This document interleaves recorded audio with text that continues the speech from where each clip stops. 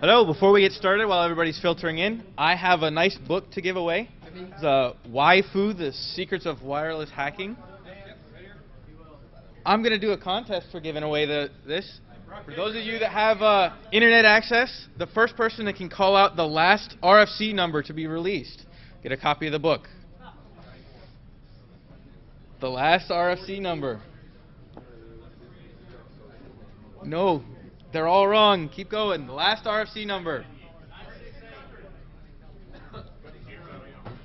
RFCeditor.org has a search by ID.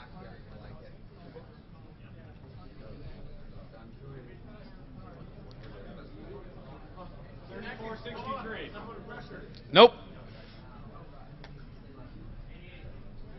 It's in the 4,000 range. Rack on the ground with the Army. The main part of the talk is going to be about IEDs, or improvised explosive devices. We'll talk about composition, typology, and then some strategies to defeating them, and then a little bit about the future. First of all, operational security. How many here are former military, active duty military? You've all heard of operational security. Operational security is the gray area. The reason being is you have publicly releasable information, and then you have classified information. And then you have information which is not classified, but it's generally called sensitive, or sensitive but unclassified information. This is where operational security comes into play. This is open source information that if you put enough of it together may start revealing classified information. So that's really kind of the gray line or the challenge that I had in this brief. Because I'm exposed to classified materials, I have to be able to say, I have to be able to draw that line somewhere and determine what's okay to talk to you guys about and what's not okay. And the challenge for me was, is it even worth trying to draw a line to give you guys this talk? So I went back and forth on that for a while, and I think it is, and that's why I'm here today. The challenge for me is for you to walk out of here after 50 minutes and say, wow, that was really cool. And at the same time, this presentation gets posted on the Shmoocon website or somewhere, and some insurgent in Iraq downloads it and wastes their time because there's nothing good in it for them. So that's the challenge for me, for you to walk out here and say, that was really cool, but I don't want to give away any information, you know, because I was with those guys over there. I don't want people getting hurt based on what I'm talking about. I'm not going to talk about it specifically in the brief. Please somebody remind me to talk about a little bit about military blogs, because that really falls into this OPSEC category as well. Okay, here's the necessary disclaimers. This presentation's unclassified. You're going to ask me a question, and I'm going to say, sorry, I can't talk about it. I'm sorry. You guys are hackers. You're going to come up with good questions that I can't answer. I'll try to answer them as best as I can. Nothing in this presentation is classified. It's not for official use only. It doesn't contain information recording ongoing incidents. It's nothing protected by the Privacy Act. This is all stuff I have to say. These DoD directives. The first one is clearance of DoD information for public release. It basically says if the DoD releases it in a press release, I can talk about it. Isn't that great? The second one is 5400.7 is the DoD Freedom of Information Act. That means I can talk about it if the DoD is likely to release it to you as Freedom of Information Act. The last one is standards of conduct. This has to do with me not working on the presentation while I'm working on work computers and stuff like that. So I did it all at home. Here's my background. I'm active duty Navy lieutenant. I've got 8 years, a little over 8 years of experience. I'm a qualified EA-6B Prowler electronic countermeasures officer, so I do electronic warfare. That's my specialty. I'm a licensed amateur radio operator, N3WI. I'm one of the administrators, Church of Wi-Fi forums, and if you're a regular on DEF CON or NetStombler forums, you'll see me there. I'm on there quite a bit. Also, if you go to YouTube, type in Shmoocon, the first one that comes up, Shmoocon War Driver, that's the video. I made that video based on some of my video in Iraq. This is what I used to do. That's EA-6B Prowler, VAQ-139. I jam enemy radars and enemy communications. I did this in 2003 in the beginning of Operation Iraqi Freedom. Aircraft carrier USS Abraham Lincoln. So this is all stuff I'm really used to. What else we got here? That's me sitting in the back of a Prowler. If you get in a military jet and there's something that's black and yellow, don't ever touch it. Okay? That's the ejection handle. That will, you know. Did you find this out the hard way? No. And that's one of our jets going off the front end of an aircraft carrier. 0 to 135 miles an hour in about 2 seconds. It's really cool. Now, this is what I did in the last year. Okay, you've seen that photo of Saddam shooting off with a suit and a fedora, and he shoots off the shotgun. He's standing in front of the crowd. That's where I'm standing up here. This is in the parade grounds in Baghdad. This is a convoy that I was with. We got stopped on a possible IED. We were there for like 3 hours and in about 130-degree heat. That was really fun. Fortunately, this was not me, but this is a video of a screenshot from an IED going off. And then last, okay, I did go to the pool twice at the U.S. Embassy in Baghdad, so it's actually very nice. Okay, why is the Navy in Iraq? You know, I was trained to fly airplanes, so what am I doing in Iraq? Well, the first is the threat from improvised explosive devices. If you go to MNFI homepage, which is like the official U.S. Army in Iraq homepage, it says the majority of insurgent attacks come from IEDs. It says that most of our casualties are from IEDs. Most of our soldiers are getting killed. The numbers vary. 65 to 70% of our casualties come from IEDs. So that's the major threat. Snipers, yes. Other stuff like that. Suicide bombers, yes. But it's mostly IEDs. So that's right off off an official government homepage. That's what they're saying about that. So second thing is that the Army asked for help. This is a letter from General Schearer, who was one of the generals in charge in Iraq in the Army, to this Chief of Naval Operations, Admiral Mullen, and they basically said, hey, you guys got a lot of electronic warfare experience. We really don't have any. We could use your guys over here for help. So that's what they did. This happened about a year and a half ago. The Army said, we really need your help until we can train our own guys to do this, because this is something I already do. So they asked for help, and they sent us.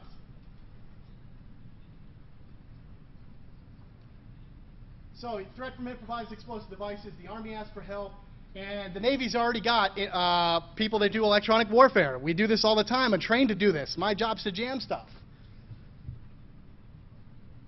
And that equals JCCS-1, and I'll talk about that in a second. JCCS-1 stands for Joint Crew Composite Squadron 1. And what the heck does that mean? Of course, the Army loves acronyms. Or the military loves acronyms.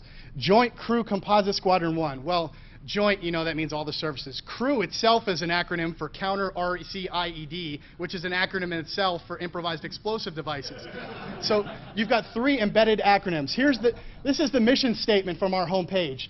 Suppress the RCIED threat, so radio-controlled improvised explosive devices to coalition forces. So suppress the RCIED, so prevent IEDs from going off, okay? That's the mission statement. Let's talk about IEDs. What makes up an IED? Well, there's 3 basic components. You may have more, but this is really the 3 basic components. First of all, you need an initiating device. An initiating device is anything that sends a signal to detonate the device. And when we talk about RC, or radio-controlled, anything that transmits a signal from one place to another can be an initiating device. So let's talk about that a little bit. Initiators. Well, let's talk about, there's 4 basic kinds of initiators. Command wire. This is the wire going from the device to somebody with a plunger or a button. They're pressing the button that sends a signal down the wire. When we talk about radio control or jammers, we can't really defeat that sort of thing. Second, we're talking about victim-operated devices. This is like a mine or a pressure wire, something that the victim, the person who's intended to be caused by that device to actually sets it off. Vehicle-borne would be like a vehicle, a suicide bomber in a vehicle. And then lastly would be radio-controlled, and that's kind of what I did in Iraq, radio-controlled. So something that sends a signal.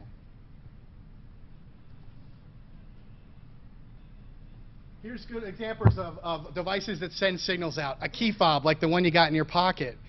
Motorola talk-about radios. Long-range cordless telephones, not really prevalent in the United States because of power restrictions by the FCC, but very common in Europe and the Middle East. Just like the phone in your house, except that you can talk 30, 40, 50 miles with it. And then a cell phone. And that's kind of where we'll talk about the most. Secondly, you need a detonator. Something to send, the initiator receives a signal, detonator is kind of sets off the explosive charge. So what kind of detonators do we have? Well, det cord. It's very common. If you're involved in the construction business, you've seen this thing. Second picture up there is a bunch of fuses. On the bottom left-hand corner, you've got blasting caps, and then some more det cord. So these are devices that receive a signal from an initiator and actually set off the explosive chain.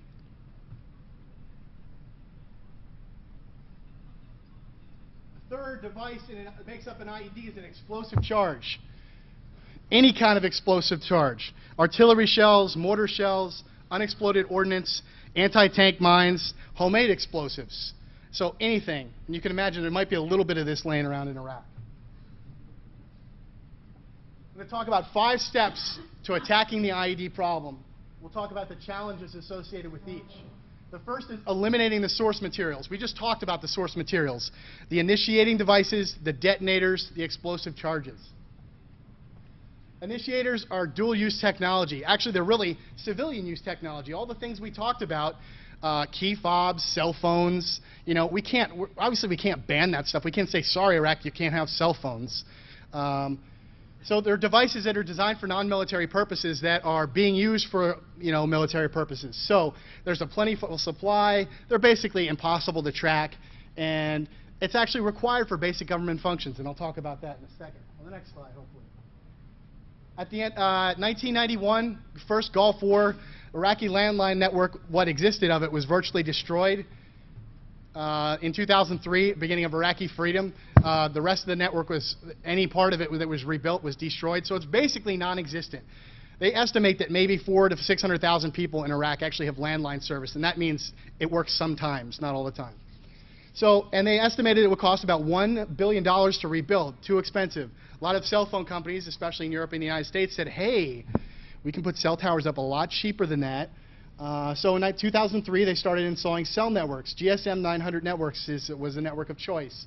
There's 5 or 6 Iraqi cell phone providers. The first 2 in bold, Arachna and AsiaCell, are the 2 primary ones. 2004, they had 1.4 million subscribers. 2006, they're up to 7.1 million subscribers. And this is a country that has like 20-some million people. So everybody's got a cell phone in Iraq. Well, not everybody, but almost everybody's got a cell phone in Iraq. So, and the government operates on cell phones. So you can't just stop cell phone use. You can't just create a jammer that jams all the cell phones, because the government uses that. It's, you know, that. This is a coverage map of Arachna. It doesn't look like it covers a lot, but actually this covers a large segment of the population. Covers Baghdad in the center of the country. Out towards the west, it covers the cities of Fallujah and Ramadi. Down in the south corner, you have Basra. It also covers this covers a large segment of the population. And then the second largest provider is AsiaCell. You see, they cover a large portion of the central of the country, as well as up north in the Kurdish regions. And there's actually some Kurdish cell phone providers that actually cover even more than that. Our second form of a source material is detonators. Well, when you're rebuilding a country, construction all going on all over the country, explosives and detonators are, you know, again, it's a dual-use technology. There's legitimate reasons for people to have det cord, blasting caps, you know, in reconstruction efforts. So you've got legitimate uses for it. And of course, now they're being exploited for use to set off IEDs. Plentiful supply, and again, another thing that's virtually impossible to track. I mean, it's not something you put serial numbers on and track. They're starting to do some tracking of explosives with RFIDs, but it's just not there yet. Lastly is the explosive charges. Well, there's huge caches of unused ordnance left over from the Iran-Iraq War, 1990 to 88, and from the first Gulf War. Artillery shells, mortar shells, unexploded ordnance. And all you ever heard in 2003 was WMDs, weapons of mass destruction, whether they're there or not. I'm not going to go in. This is not a political presentation about the war. I don't care if you're for or against it. But the focus was on weapons of mass destruction and also major conventional weapon systems. The problem with that is that these huge caches of ordnance were virtually ignored now, and to a large part they still are ignored. So again, you have plentiful supply and virtually impossible to track. So we talked about really the 3 major source materials to attack the ID problem, and we can't really attack it at that stage because it's really difficult to touch that. The second stage is eliminating the IED network. And when we talk about the IED network, we're talking about the guys who are getting the supplies, bringing them in, creating a bomb factory, the guys who are actually building the bombs, the guys who are financing the bomb makers, that sort of thing. And I can't go into a lot of detail. According to some press briefings, this is kind of our strategy for eliminating the IED network. We're trying to locate and eliminate the financiers, the backers of the guys who are actually purchasing this equipment. Okay, so that's a reasonable approach. Trying to look for the support structure. You can also see the JATO is a Joint IED Defeat Organization. They're kind of the central repository for the counter-IED fight. Their budget for offensive operations, which they won't say what offensive operations is, grows from 13% to 31%. And then the graph there is just, you see the almost linear increase in the number of tips that are being received, or people actually calling in and saying, hey, my neighbor's got a bomb factory in his house. Trust me, some people will do that. How many of those are actual bomb factories? Some. I don't know the percentage, but some are legitimate. There's two primary means to eliminating the IED network. The first is called CEXC. This is pronounced sexy. Really is, trust me. It stands for Combined Explosives Exploitation Cell. And you know how acronyms, they love to, you read the acronym, what the heck does that mean? Well, I tried to translate it for you. Coalition IED Forensic Investigation and Hardware Hacking Group. So they take IEDs and play around with them and try to figure out how they work, okay? They really are. There's the unofficial name is CSI Baghdad. That's really what they call them. Here's an explanation of what SEXI does. Technical and operational analysis of improvised bombs, develop measures to counter the bombing program. I'm not going to say anything more than that. You guys can kind of guess what else they do. So they're actually in country in Iraq. The stateside network is called TDAC. Terrorist Explosive Device Analytical Center. This is kind of like ATF, DOD, FBI. They all kind of get together. It's kind of a database of where all the stuff gets sent after the SEXI deals with it. You can Google this stuff. You're not going to find a whole lot on the internet about it. The stuff that I printed up here is what I found, and I print stuff that I find from government pages because they've released it as public information or something like that. But the key line there, technically and forensically exploit IEDs. So, hardware hacking again, the kind of stuff that you guys definitely would be interested in. Third step in attacking the IED problem is eliminating bomb emplacers. When I say bomb emplacer, what do I mean? Well, I'm talking about the guy who actually sets the bomb up on the side of the road. You hear in the news, roadside bomb, IED, same thing. A bomb emplacer places the IED at the target location. He may or may not be part of the network. A lot of times they'll go out and say, here's $200, go put this bomb out there. And if the guy only makes, $50 a month, who's not going to take that? I mean, come on. He may or may not actually arm or initiate the device. They may just say, $50, go place this bomb out here. Go pay somebody else. Hey, when the Humvee drives by, press the button, They may be part of the network or they may not be part of the network. So, may or may not be involved in videotaping. Go to Google, go to YouTube, go to Google, type in IED videos. I don't have any on here. You've seen them all. You've probably seen them. They're all over the internet. A lot of them are filmed by the insurgents. They love posting them on the web because they love seeing Americans die in Iraq. So how do we eliminate bomb emplacers? Well, we already talked about one, tips. You get a phone call, my neighbor's laying out bombs, and some of these do pan out. The second would be community pressure. There is pressure in some communities to rid out the bad elements, okay? If you ask the average Iraqi, do you want the U.S. military here? They'll probably say no. That doesn't mean they hate us. It means that it's their country and they'd rather do it themselves, but they realize they need help. So there is in some communities, you will find pressure to get Al-Qaeda and the other insurgent groups out. And then money. If you can pay, so they can pay them $50 to lay out the bomb, we can pay them money to not lay out the bomb. So, got to use their techniques as well too. The fourth step in attacking the IED problem, preventing detonation. This was my primary job in Iraq.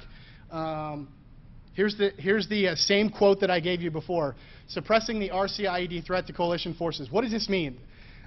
This means we have jammers. They could be airborne, vehicle-mounted, dismounted.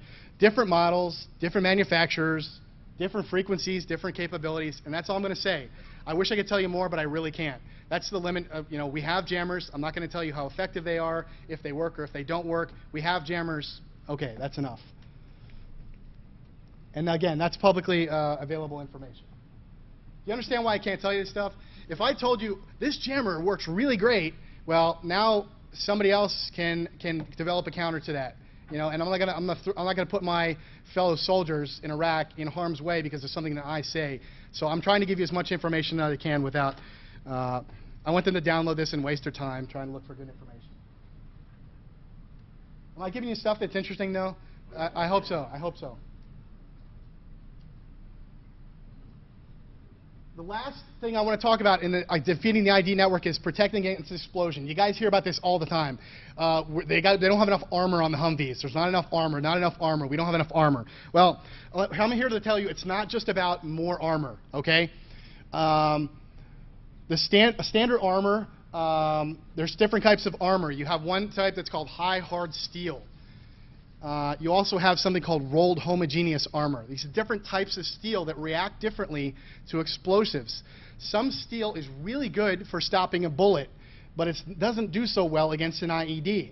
So if your Humvee is designed with steel to stop a bullet, it's not necessarily going to do so well against an IED. This small video here is a technique called spalling.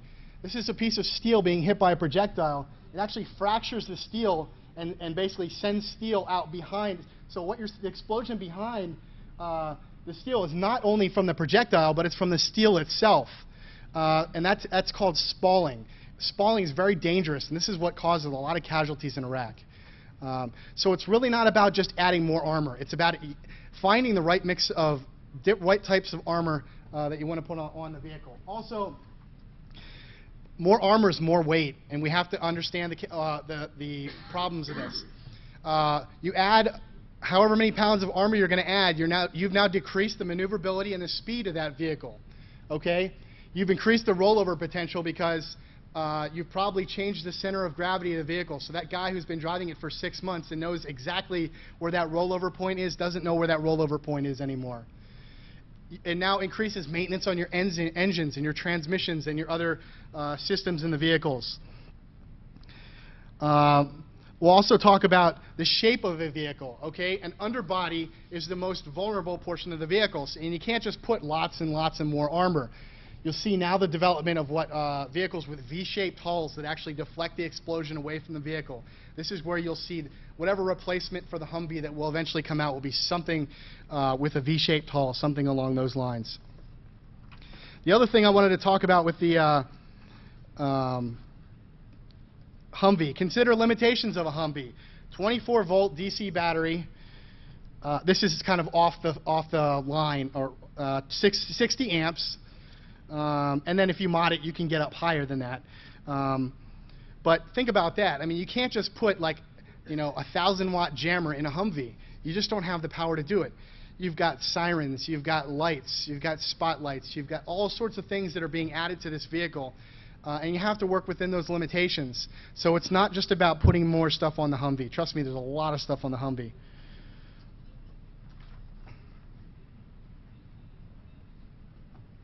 This is a little bit of stuff that's on the future. The first is, this is a completely civilian project being done at the University of Missouri-Rolla. Detection of IEDs using unintentional radiated emissions. So you guys know that you got a circuit. It's sending off emissions whether or not it's a transmitter or not. Okay. Poor circuit design, it's sending off some emissions. These guys have developed sensors that can actually listen to those emissions. If you go, I've got the link there, so I can show it to you later. They've actually recorded the emissions, and they can say, oh, that's an RC truck. Oh, that's a cell phone. Oh, that's something that may not even be transmitting at the time. So pretty cool application. There's a company that's working on an explosive resistant coating. So instead of adding more and more steel, kind of add a coating so it's less weight that you're adding onto the vehicle, but still has some protection. There's been talk about the development of a network called Local Eyes, which is using the cell phone infrastructure in Iraq it's kind of along the lines of taking the tips and making it automated, so somebody can just use their cell phone, to put some code in, and that goes to some information, and that code is eliminated from his cell phone, so that guy has no, somebody can't look at his phone and say, hey, you just called the tip line, So it's just a sensor network of humans and cell phones. Hyperspectral sensors. Hyperspectral sensors are talking about, you fly over an area with this sensor one day, you fly over the area with the next day, and you compare the pictures, and these hyperspectral sensors can tell you, oh, hey, the ground there was dug up yesterday or today before we took the picture today. So you can see where things have been disturbed, but you're pouring over a lot of data for that. The last thing that we're looking for in the future is answers to the explosively formed projectile. I'll talk about this on the last slide. This is nothing new. The Israelis have been dealing with these things for decades. They're generally produced in the Middle East. I won't say who makes them, but there's one group that makes them, and they're really good at it, and they'll sell them to anybody who wants to buy them. Can you say, is that a governmental agency or a state, or is it a non-state entity? It's a non-state entity. Okay, how does an explosively formed projectile work? Well, explosively formed projectile is some sort of cylinder. You may see this about the size of a paint can. There's lots of different sizes to them. They're going to have a cap on that cylinder. It's going to be inverted or concave. It's going to be made of steel or copper or something like that. And the explosive actually inverts that cap and basically turns it into a projectile, a molten projectile that'll basically eat through anything, like molten, just cut through stuff like butter. You can have inches of steel. This thing can go right through it. So it's not again, it's nothing new, but it's a directed charge, and it's very, very difficult to stop. You're not going to beat this thing by going faster. I mean, this is very difficult to beat. I won't talk any more about that, except they're being used.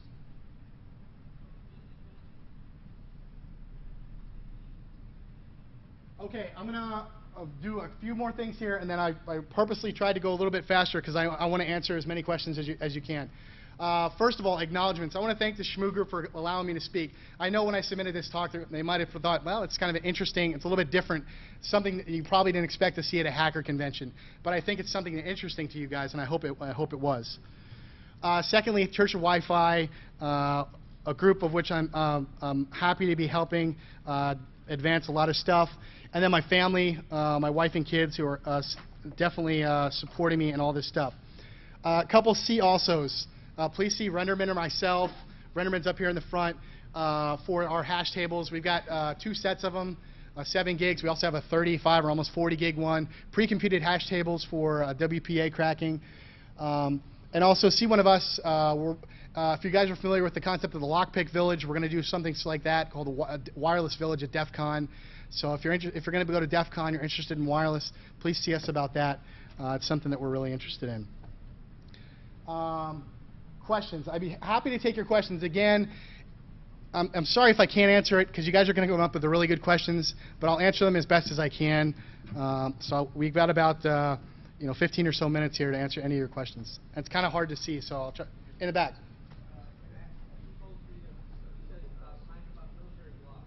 Military blogs, thank you.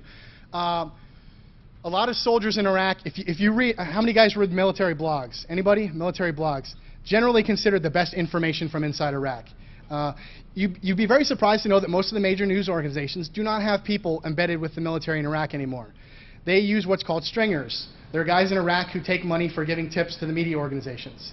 So, and it's very difficult to verify this information, whether or not they're saying it's true or not. So you read the newspapers. I'm not going to critique the newspapers. It's hard to tell what's accurate or not. So military blogs is probably the most accurate form of what you're going to find in Iraq. The DoD has a policy on blogs, and the general policy is that you have to register your blog with your command. So you go to your whoever's in charge of your IT stuff and say, hey, I've got a blog. And probably and on a frequent basis, they're going to come to your blog and they're going to look at it. And they're going to read through it and make sure that everything's, there's stuff, what's not appropriate. Well, who knows what that guy is trained in to say what's appropriate or not. So, and then some commands will be more strict than that. You have to come to me every time you want to post something on your blog. Some commands are like that.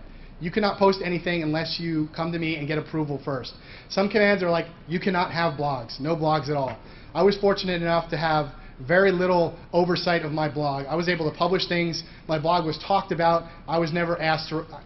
I was asked through another person to remove one post from my blog, which was minor, but military blogs. If you go to millblogging.com, it's kind of a source for military blogs. You'll find a whole bunch of blogs, several hundred of people that are in Iraq doing all sorts of stuff. Other questions, please. If you can't get into it, that's fine. With respect to jamming, is there ever an element where the civilian populace gets upset because they're so reliant on, let's say, the cell network, and if a caravan goes by once or twice a day, their whole service drops out, or do you try to, is it targeted? Answer in any way you feel is appropriate or not.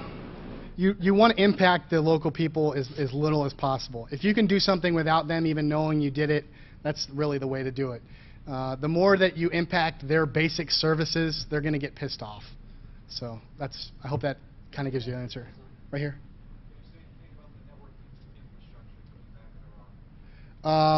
You mean like internet and that sort of thing?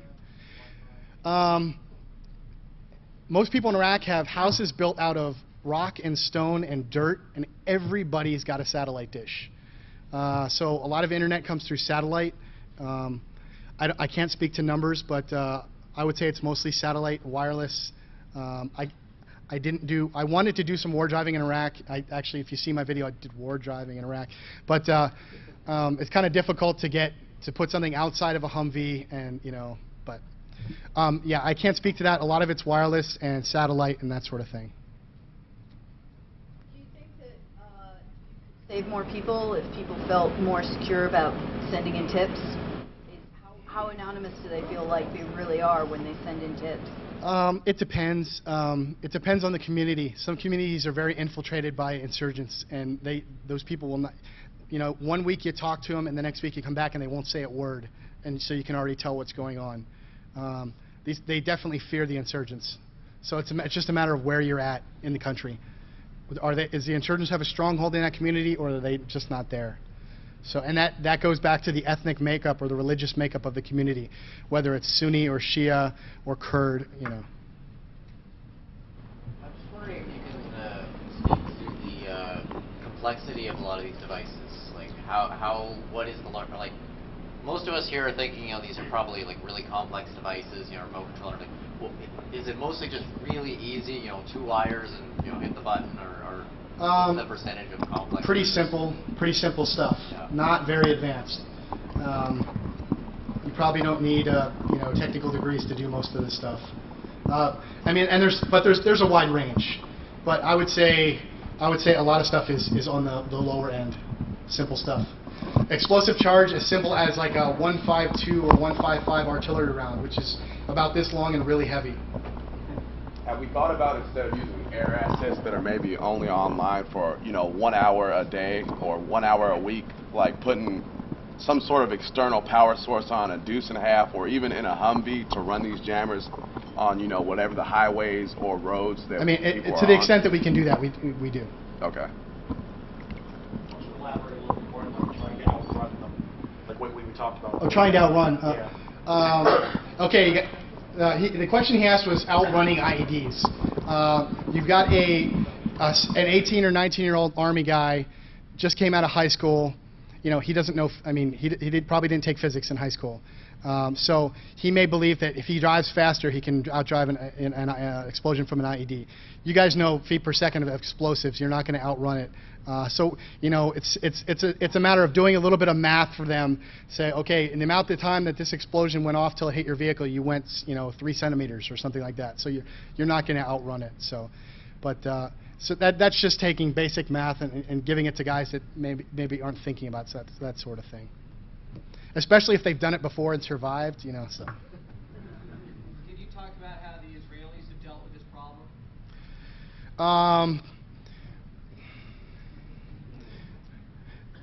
They're basically doing what we're doing, but they're ahead of us, very far ahead of us. So they're very good at it. As most of what the Israelis do, they're very good at. So, but they've been dealing what we call an IED or a roadside bomb. They've been dealing with for decades. So they're very good at what they do. I don't know for sure. I think we've taken some of the stuff that they do and applied it to what we do, but they're further down the curve than we are. Are you taking anything from the British? Basically, things that they've cut it for Yes. 50 years? The British also face the same thing in Northern Ireland, so we've taken from their experiences too, yes. On the floor? Can you speak more about civilian research efforts? You mentioned the University of Missouri. Is that common? There are a lot of civilian. A lot of the civilian or a lot of the organizations that are research laboratories that are associated with the military are doing a lot of advanced research on counter IEDs. And you will find some of this civilian stuff. Most of the civilian stuff is hooked up with the research laboratories. This particular one that I mentioned from the University of Missouri, well, as far as I know, they have not had any connection with military research. But a lot of it, most of it is stuff that's being funded by the military, or, you know, like I said, when because most of the casualties are there, that's where all the money's going, into counter IED. So, yes. I just want to say in reference to several articles years ago referencing ballistic and explosive resistant polymers that more spray-ons and also advanced ceramics. Right. And that does decrease the weight ratio on. Right. And so, I mean, we're looking at whatever we can do to make, you know, we try to eliminate the IED source materials. We try to eliminate the guy putting the bomb out there in the network. And if we can't do that, we're going to try to stop it from going off. And if we can't do that, we want to give that soldier or those soldiers in the vehicle the best chance of living. We've got about 7 or 8 more minutes. Rapid fire, as many questions as you guys can ask. Anything else, please? In the back? Yeah, when Saddam and the Ba'ath Party were still in power, they had to have documentation to keep track of where all the munitions were. And I'm just wondering why when Maliki's government is now in power now, why we're so ineffective at getting that documentation and finding out where the caches were to dispose of all those artillery. There's so many documents, and we don't have the resources to translate them all. I won't go into specifics. There's so many millions of documents, and we don't have enough of the right people to say what those documents mean. It comes down to that. That's why you see the military really pushing hard for language skills, especially Middle East, Farsi and Arabic. To the extent that you can talk about it, what sorts of adaptations have the insurgents made to our countermeasures and vice versa? To the extent you can talk about that. The same thing that you would expect from any adversary. When we come out with something new, they find a way to counter it, and then we come out with something new, and they find a way to counter it. That you would expect from any enemy. They're very good at countering what we do. Are they as technically advanced? A lot of these guys the guys that do have degrees probably got their degrees in the United States. At MIT, at Harvard, you know, we're educating. I mean, we have the best research universities in the world, so by numbers. So the guys who are educated probably are educated here. These guys they're not dumb. You know, you might have a picture of like this dumb Arab guy. They're not dumb. These guys are smart. They know what they're talking about. You know, that's why we're still there. So. How trustworthy are the operators? I mean, if that's what their communication network is made of, there's all these foreign companies that actually operate those networks. How trustworthy? I can't speak. I honestly don't know. A lot of the American companies were pissed off because they wanted to go in and put, you know, CDMA, but you know, we had restrictions on what was going to go into the country. We waited a little bit, and then boom, you know, GSM 900 goes in there, and they're really on the edge of putting in GSM 1800 as well too. Can you put a jammer on a drone and just hover over one area? You could do that. Given the talent in this room, many eyes on a problem, you know, you're going to have more solutions. Obviously, not giving away any major secrets. Is there any particular area of research that civilians, like the people in the room, could be doing that might have useful applications? I actually made an unofficial proposal to get hackers involved in the IED problem because I know it's a clearance issue. That's what it comes down to. And they're going to say, well, it's going to take too long to get everybody the right clearances. And but it's a matter of finding a way to get it non-clearance required. Right. But still, you know, tap this vast pool of talent you Right. got sitting here. The problem the problem in the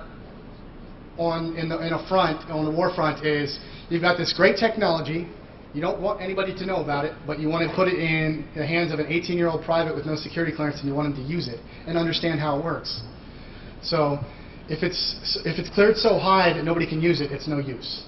So, but we don't want to just, but we also need that 18-year-old private to know that if you are abandoning your vehicle, you may want to destroy that, or you know. Have you guys? Is this interesting talk? I hope you guys. Thank you.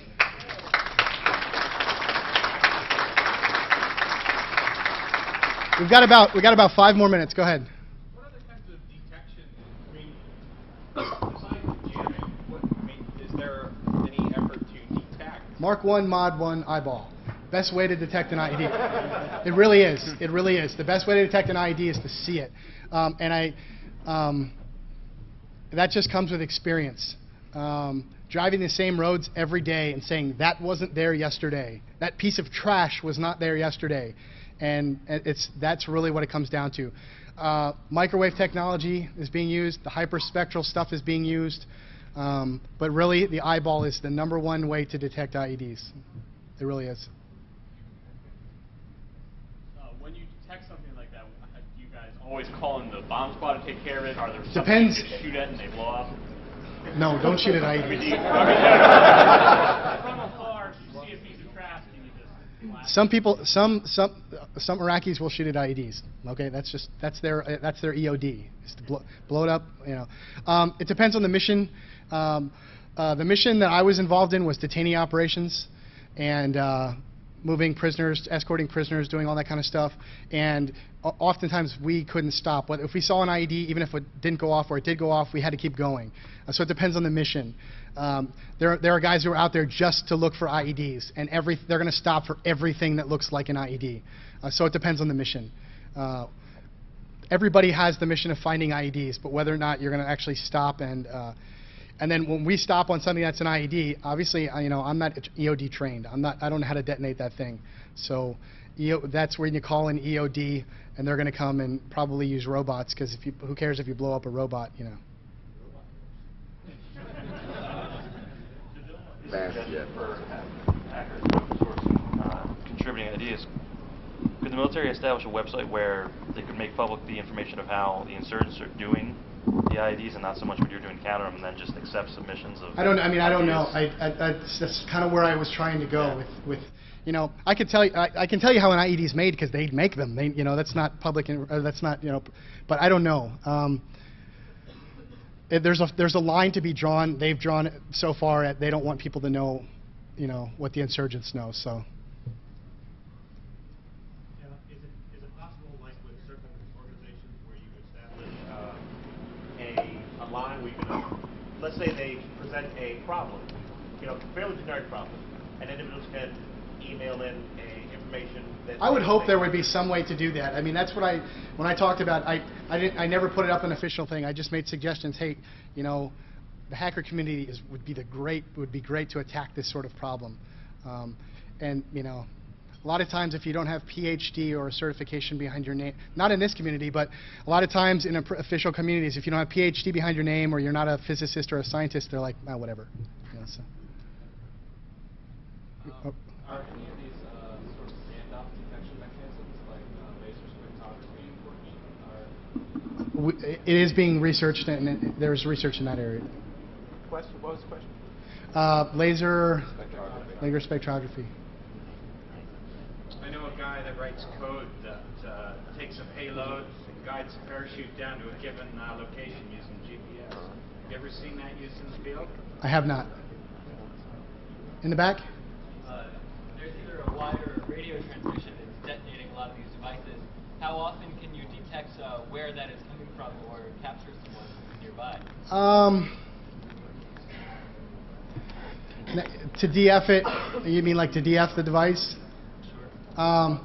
It's just a matter of, I don't think there's a lot of that going on, and I don't think it's just you're getting into how many tasks are you going to give an 18-year-old soldier to do. So, DF is not his primary job. His primary job is to go out and kill people. So, he's a warfighter. I mean, in the back. Website, internet. People sitting in a room like we are talking about the opposite. The internet. They have their forums and their websites just like we do. They make. Right. I mean, they do have. They will meet, and when they do meet, hopefully we can drop a bomb on their. But they use the internet probably more than we do. Well, not more than this group, but more than the general public. That's my point. Is that there's a place for us to go. Right. But again, can we? It's a matter of what can we go after, and anything else? I can't see all the way in the back, so if there's, yes, right over here. How many IEDs during a normal day do you find and disable? Can't say. A lot and a lot. Yeah, the question he asked was how many IDs do you find, how many disable, how many go off? A lot and a lot. I can't go into numbers. There's a lot. I'll say that. Any other questions? Thank you for letting me give this presentation. I hope you feel like I hope you feel like in the last 50 minutes you've heard something that, wow, that's really cool, but yeah, he didn't say anything that the enemy could use against our soldiers in Iraq. I don't care if you're for or against the war. That really doesn't matter. This is about, my job was about keeping people alive. I don't have a choice to be there. Those guys don't have a choice to be there. So whether or not you support the war or not, that really doesn't matter. Counter ID, keeping people alive so they can come home to their families. And so, thank you. Thank you.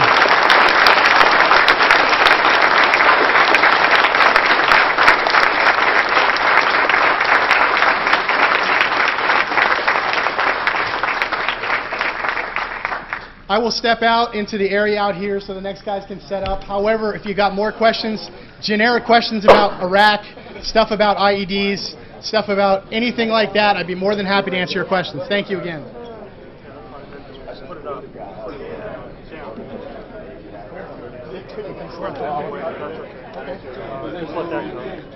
And then, somehow I never checked next door and it never got started.